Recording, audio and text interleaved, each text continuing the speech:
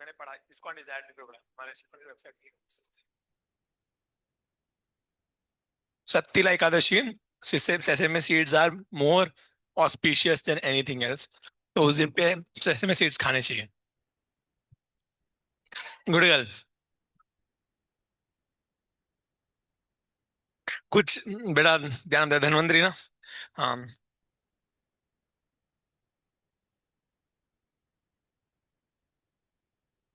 का भाव अच्छा था.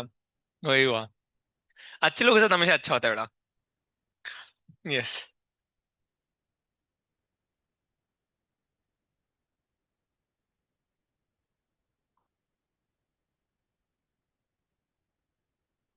ये कैसे जुड़ जाएगा. पूरे लेक्चर खाऊंगा आराम. मैं भी छोड़ूंगा. दो ही आएगा. दो पेन दो. ये दे. रोशनी.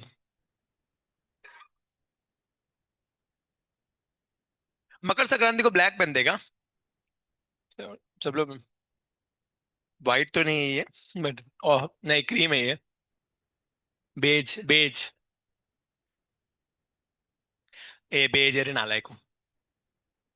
मेरे को कलर की ज्यादा समझ है. कलर्स की समझ मेरी ज्यादा अच्छी है तुम लोगों से सबसे. हमने केमिस्ट्री में पढ़ा है कलर्स इसलिए बोल रहा हूँ. कल मैग्नेटिज्म पढ़ा दिया तुम लोगों को. अभी आज K2Cr2O7 पढ़ना है. और तो सम इंपॉर्टेंट कंपाउंड्स पढ़ेंगे. मैग्नेटिज्म का मैं बारे में बता दिया तुम लोगों को क्या था क्या नहीं था. आज पढ़ेंगे some important compounds of D block elements. सबसे पहले आएगा K2Cr2O7.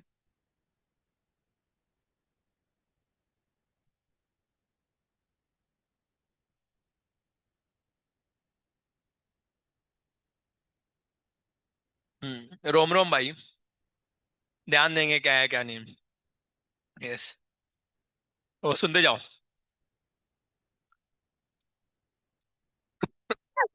K2Cr2O7 पोटेशियम डाइक्रोमेट बोलते हैं इसको. अब डाइक्रोमेट पोटेशियम तो कोई भी आयन लगा सकते. अब सोडियम लगाओगे तो सोडियम डाइक्रोमेट हो जाएगा. ठीक है. मैग्नीशियम लगाओगे तो मैग्नीशियम डाइक्रोमेट हो जाएगा.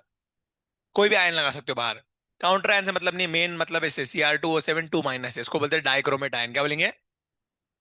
बहुत इंपॉर्टेंट आयन है. नींद में भी याद रहना चाहिए आप लोगों को.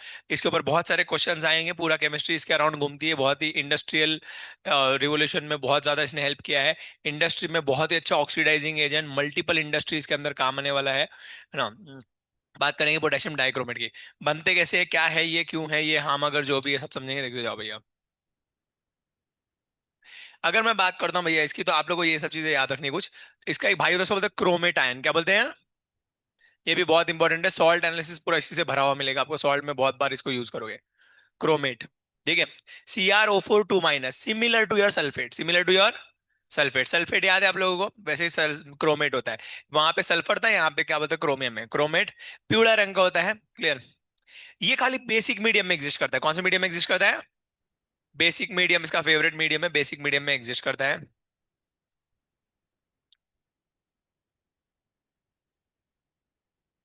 इसका बड़ा भाई होता है डाइक्रोमेट. क्या नाम होता है.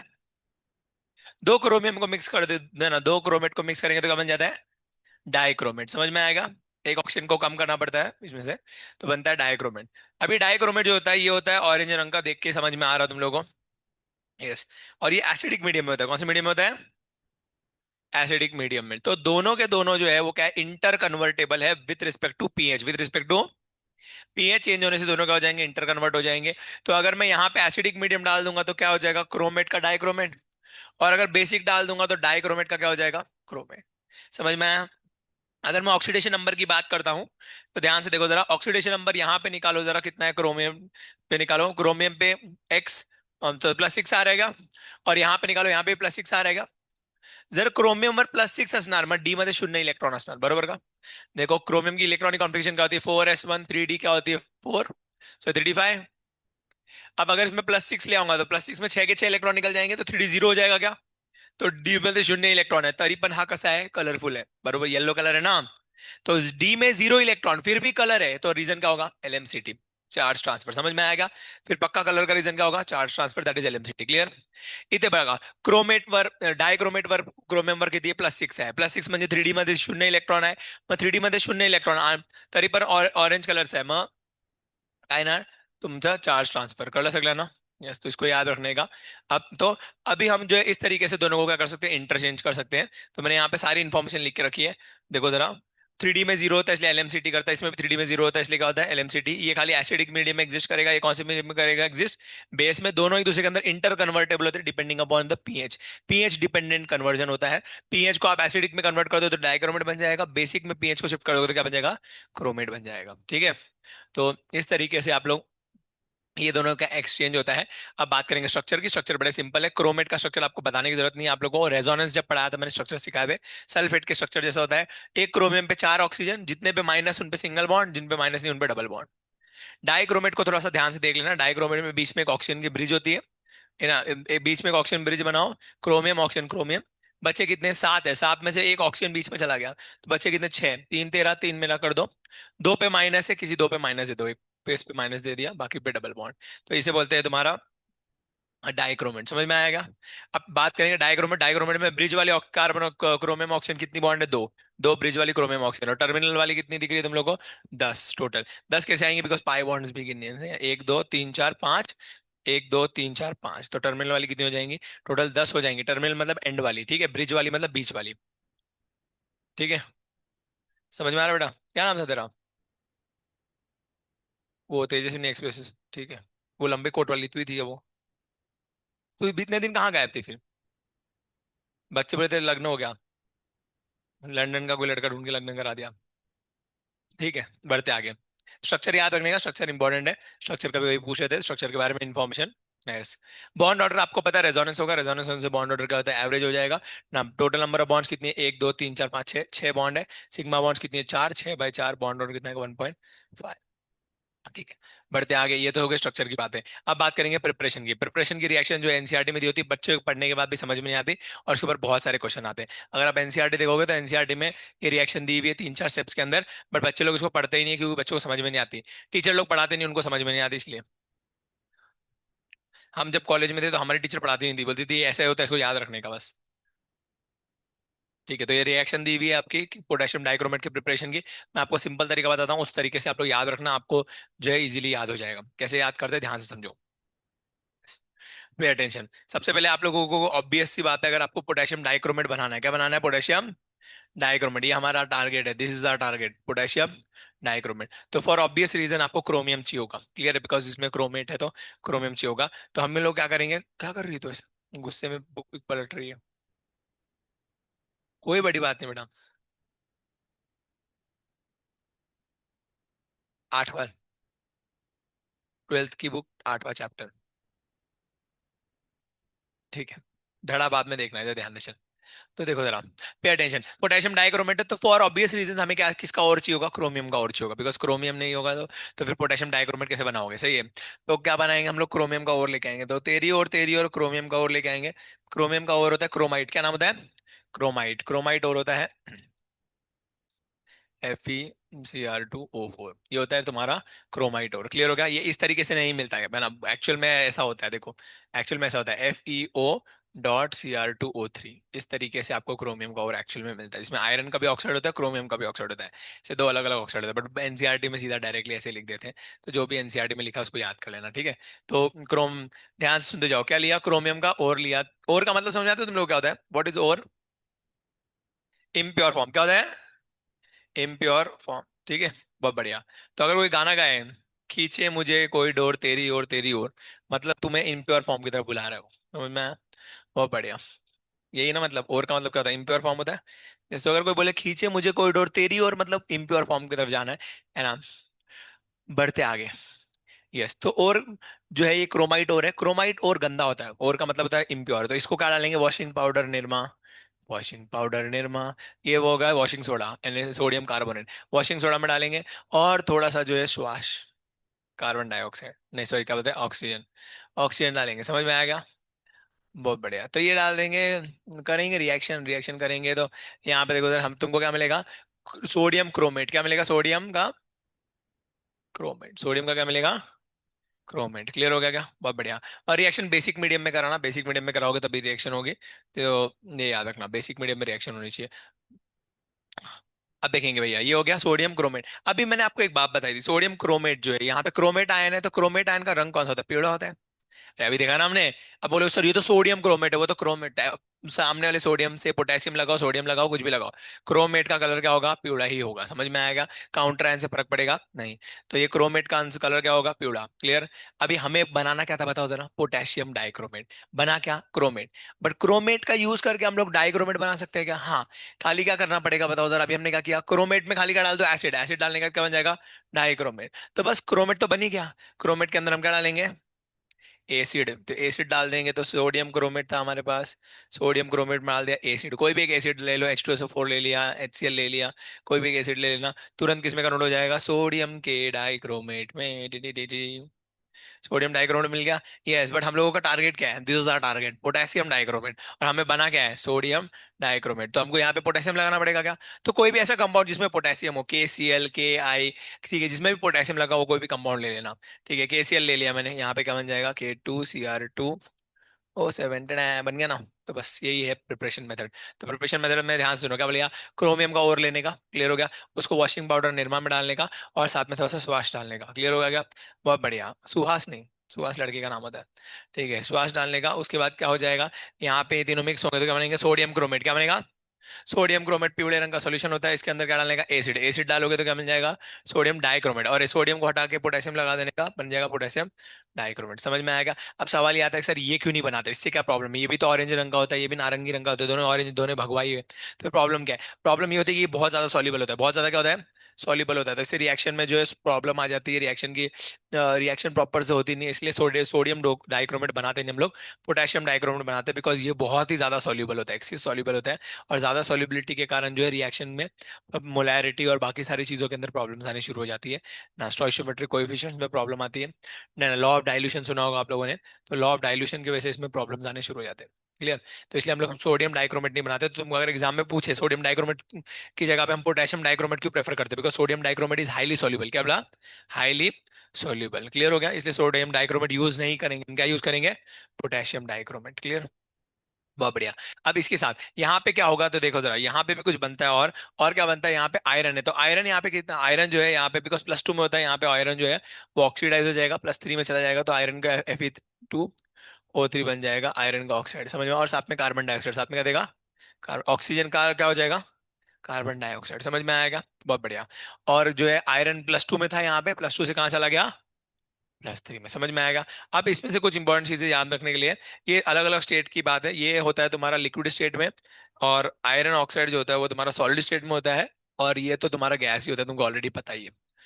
तो तीनों टाइप के स्टेट आपको मिलते हैं एक ही रिएक्शन में, एक ही रिएक्शन में आपको लिक्विड, सॉलिड और गैस। गैस तो उड़ी उड़ी जाए हो जाएगा, तुरंत उड़ जाएगा। क्लियर होगा? बचेगा क्या? सॉलिड और लिक्विड। सॉलिड और लिक्विड। अब तुम लोगों को आयरन के ऑक्साइड का कोई लेना देना है क्या? नहीं, तुमको खाली किससे लेना देना था? सोडियम क्रोमेट से। उसकी रिएक्शन आयरन से, किससे? एसिड से करानी है। तो इस सॉलिड और लिक्विड को हमको अलग करना है। कैसे अलग करते हैं सॉलिड लिक्विड को? What is the best process to separate solid and liquid? हाँ, filtration best. Filtration is the best way. अरे चाय भी बनाए हो ना, चाय में क्या करते हो? फिल्टर करते होगे ना। यस, तो फिल्ट्रेशन करोगे, समझ में आएगा? फिल्ट्रेशन करने से सॉलिड अलग हो जाएगा और लिक्विड क्या हो जाएगा? अलग। समझ में आएगा? तो ये याद रखने का भैया, सॉलिड में क्या मिलता है? आयरन का ऑक्साइड, गैस में मिलेगा कार्बन डाइऑक्साइड, लिक्विड में मिलेगा सोडियम क्रोमेट का पीला कलर का सॉल्यूशन, लाइक ये सुसु। सुसु ऐसा का सॉल्यूशन मिलता है। ठीक है, वो वाली सुसु जिसमें पानी ना पिए तो। ठीक है, बढ़े आगे। याद रहेगा, बहुत बढ़िया। कुछ बच्चे बोलेंगे सर ऐसी ऐसी बातें करते हो उल्टी सुल्टी, इसमें क्या है? बॉडी है, बॉडी से रिलेटेड चीजें हैं, तुम लोग बायोलॉजी में पढ़ते होंगे सब। बायोलॉजी में कुछ भी पढ़ाता है वो अमरू। एक बार बच्चों को बताता ट्विंस कैसे करते हैं। ठीक। कुछ भी उल्टी सुल्टी चीज बताता था अमरू। एक गांव का नाम बताया उसने जहाँ पे सारे ट्विंस होते हैं, बहुत सारे ट्विंस होते हैं, और स्ट्रेटेजिकली प्लान करते हैं ट्विंस कैसे पैदा करने हैं। यस। कोई नहीं। मैं तो बोला अमरू को, अमरू तो रिप्रोडक्शन में चीजें पढ़ाया मत कर। सही, उल्टी सुल्टी चीजें पढ़ाते हैं। बच्चे पैदा करना ये कोई सिखाने की चीज थोड़ी है। इंडिया में देखो, है ना, बहुत सा जितना सबसे ज्यादा पॉपुलेशन है ऐसी जगहों पे जहाँ पे इसका एजुकेशन नहीं है। जिन लोगों को ऐसे एजुकेशन, उनको IVF की जरूरत पड़ रही है। जहाँ शहरों में एजुकेशन है, जहाँ पे लोग पढ़े लिखे माँ बाप है, उनको आईवीएफ की जरूरत पड़ती है। ठीक है, और जहाँ पे गांव में कुछ भी नहीं है, प्रोटेक्शंस नहीं है, कुछ यूज नहीं करते वो लोग, कोई इनके पास जो है कॉन्ट्रासेप्टिव मेथड्स नहीं, कुछ पता नहीं उनको क्या होता है क्या नहीं होता, कितने दिन की मेंस्ट्रुअल साइकिल होती है उनको वो भी नहीं पता। ठीक है, आधे लोगों को तो मेंस्ट्रुअल साइकिल बोलते वो भी नहीं पता होगा, आधे लोगों को तो वो भी नहीं पता था। ठीक है, वो लोगों को ना सैनिटरी पैड्स पता है ना कुछ पता है गाँव के, और बट बच्चे 15 निकाल लेते वो लोग। ठीक है, तो यस, बिना एजुकेशन के ज्यादा बेटर है। यस, ये सब चीजों की एजुकेशन की जरूरत नहीं, ये सब चीजें लोगों को ऑलरेडी इनबिल्ट है, सिस्टम में इनबिल्ट एम्बेडेड है। बढ़ते आगे, don't take it in a serious manner, clear है। हाँ, ऐसा सीरियस मैनर में मत लेना, आप लोग अमर कृष्णा पे टमाटर फेंक से मारो, कोई प्रॉब्लम नहीं है। हाँ, ये सब डाई ये सब दिए हुए स्ट्रक्चर विक्चर सब देख लेना। क्लियर हो गया, तो स्ट्रक्चर विक्चर देख लेंगे। अब बढ़ते हैं आगे। यस, अब इसमें स्ट्रक्चर के अंदर एक बहुत इंपॉर्टेंट चीज है जो आप लोग को याद रखनी है, कि भैया जो सिंगल बॉन्ड वाले जो क्रोमियम ऑक्सीजन होगा, वो वाली बॉन्ड जो है उसकी बॉन्ड लेंथ में थोड़ा फर्क आता है। जैसे अगर देखेंगे, मैं यहाँ पे डायग्राम दिखाऊं तुम लोगों को, तो यहाँ पे ये वाली जो टर्मिनल वाली जो बॉन्ड रहेगी, टर्मिनल वाली में रेजोनेंस होगा, और ब्रिज वाली में नहीं होगा, बिकॉज ब्रिज वाली ऑक्सीजन में ऑलरेडी दो बॉन्ड बने हुए हैं, तो इसकी वजह से इसमें रेजोनेंस नहीं होगा, इसमें रेजोनेंस होगा। पाई बॉन्ड में रेजोनेंस होता है, इसमें इसमें इसमें। तो इनमें रेजोनेंस होने से इनकी बॉन्ड की लेंथ क्या होगी, छोटी, और इसकी सिंगल बॉन्ड की लेंथ होगी तो ये क्या लगेगी, लंबी। तो याद रखना भैया, जो ब्रिज वाली बॉन्ड होती है कार क्रोमियम ऑक्सीजन, वो लंबी होती है, और टर्मिनल वाली क्या होती है, छोटी होती है। समझ में आया, टर्मिनल वाली छोटी होती है, रीजन क्या होता है, रेजोनेंस। रीजन क्या होगा, रेजोनेंस। रेजोनेंस की वजह से इसमें पाई बॉन्ड कैरेक्टर आते हैं, क्या आते हैं, पाई बॉन्ड कैरेक्टर। और पाई बॉन्ड कैरेक्टर आने से, पाई बॉन्ड मतलब डबल बॉन्ड होती है, डबल बॉन्ड से बॉन्ड लेंथ छोटी हो जाती है। इसमें सिर्फ सिंगल बॉन्ड कैरेक्टर होंगे, इसलिए क्या होगी, लंबी होगी। क्लियर, तो इस चीज को याद रख लेना। बढ़ते हैं आगे। ये तो हो गया डायग्राम, प्रिपरेशन भी देख लिया। मैंने प्रिपरेशन देखो अच्छे से लिख के रखा है यहाँ पे, हर एक चीज अच्छे से दी है, क्रोमाइट है, सोडियम क्रोमेट है, ये दी है, सोडियम क्रोमेट लिक्विड में होता है, गैस में होता है, सॉलिड में होता है, सब लिखा है अच्छे से। और पूरी रिएक्शन अच्छे से दी हुई है, विद कलर, कलर बना के दिया है, कौन सा कलर क्या आएगा वो सब भी दिया हुआ है, तो अच्छे से आप लोग इसको कॉपी कर लेना, रिएक्शन को याद कर लेना, एग्जाम में क्वेश्चन आते हैं। अब क्रोमियम की बात करेंगे, chromium is a very good, potassium dichromate. कोई भी कंपाउंड अपने टॉप ऑक्सीडेशन स्टेट में बहुत अच्छा ऑक्सीडाइजिंग एजेंट होता है। मैं क्या बोला हूं, ध्यान से सुनो। कोई भी कंपाउंड अपने टॉप ऑक्सीडेशन स्टेट में क्या होता है, बहुत अच्छा ऑक्सीडाइजिंग एजेंट। क्लियर हो गया क्या, तो chromium act as a very good oxidising agent. समझ में आया, chromium act as a very good oxidising agent, बहुत बढ़िया। अब कोई तो क्रोमियम, बिकॉज +6 में क्रोमियम के लिए टॉप क्या होता है, +6 होता है। पर क्रोमियम की जो एसिडिक, ये क्या बोल सकते हैं, जो ऑक्सीडाइजिंग प्रॉपर्टी होती है, सारी एसिडिक मीडियम में होती है। कौन सी मीडियम में होती है, एसिडिक मीडियम में होती है। तो क्रोमियम को अगर आप देखोगे, see I have written this, chromium is a very good oxidising agent. ठीक है, रीजन टॉप ऑक्सीडेशन स्टेट, कोई भी अपने टॉप ऑक्सीडेशन स्टेट में क्या होता है, अच्छा ऑक्सीडाइजिंग एजेंट होता है। अब ऐसे उसके बाद देखेंगे, it is its oxidising action is in acidic medium, ये हमेशा एसिडिक मीडियम में ही रिएक्शन करता है। और रिएक्शन में क्या होगा, क्रोमियम हमेशा +6 से कहाँ कन्वर्ट होगा, +3 में। कहाँ पे कन्वर्ट होगा, +3 में। अब सवाल आता है, सर +6 से +3 में ही क्यों, बिकॉज क्रोमियम के लिए +6 से ज्यादा स्टेबल +3 होगा, ज्यादा स्टेबल क्या होगा, +3 ज्यादा स्टेबल होता है, इसलिए क्रोमियम हमेशा +6 से कहाँ जंप करेगा, +3 में। अब सवाल आता है, सर +3 कैसे स्टेबल हुआ, अगर मैं +3 में लिखता हूँ क्रोमियम को, तो क्रोमियम की जो इलेक्ट्रॉनिक कॉन्फ़िगरेशन है वो क्या आ जाएगी तुम्हारी, नॉर्मली क्या होती है, 4s1 3d5 होती है। अब इसको +3 में लेके जाओगे तो डी में से पहले एस में से एक इलेक्ट्रॉन निकलेगा, और डी में से दो निकलेंगे, तो कितना बचा, 3d3 बचा क्या, सही है। तो अगर क्रोमियम +3 में तो 3d3 है, अगर डी में मैं 3 इलेक्ट्रॉन भरता हूँ, तो डी में 3 इलेक्ट्रॉन भरने के बाद आप देखो जरा ये कहाँ से स्टेबल होगा ना, ये क्या बोल सकते हैं ना, कि ये हाफ फील्ड है ना, ये क्या बोलते हैं कंप्लीटली फील्ड है ना, ना हाफ फील्ड है ना कंप्लीटली फील्ड है, ये तो पार्शियली फील्ड हुआ। तो ये स्टेबल कैसे हो सकता है, फिर क्रोमियम के लिए हम क्यों बोल रहे हैं कि भाई ये स्टेबल है, जबकि अगर आप +6 देखोगे तो D0 है। तो D0 है तो मतलब पहले वाले तो कंप्लीटली फील्ड है कम से कम। तो ये स्टेबल कैसे है, क्यों, क्योंकि यहाँ पे T2G वाला कंसेप्ट लगेगा।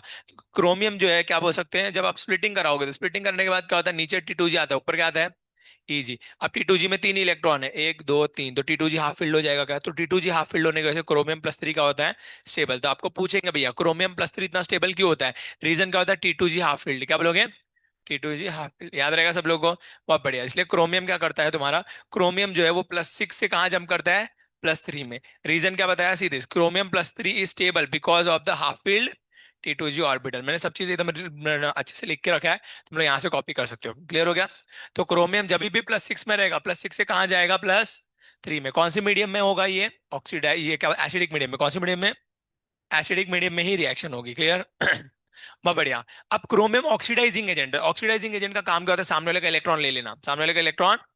रिड्यूसिंग एजेंट का काम क्या होता है, इलेक्ट्रॉन दे देना। तो ऑक्सीडाइजिंग एजेंट इलेक्ट्रॉन लेगा, तो +6 में से अगर इसने इलेक्ट्रॉन लिया तो +3 में जाएगा। तो इलेक्ट्रॉन लेके जाता है, सामने वाले से इलेक्ट्रॉन क्या कर लेता है, ले लेता है। सामने वाले से इलेक्ट्रॉन लिया तो उसको ऑक्सीडेशन कराता है।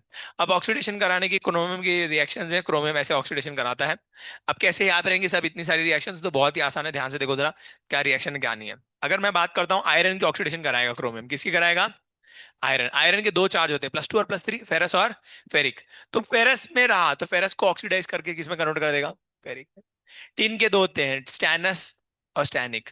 तो ये क्या हो जाएगा, +4 में हो जाएगा। +2 से किधर जाएगा, +4। पढ़े हो तुम लोग स्टैनस स्टैनिक, है ना। टिन के लिए क्या होता है, +2 से +4 जाता है, स्टैनस और स्टैनिक।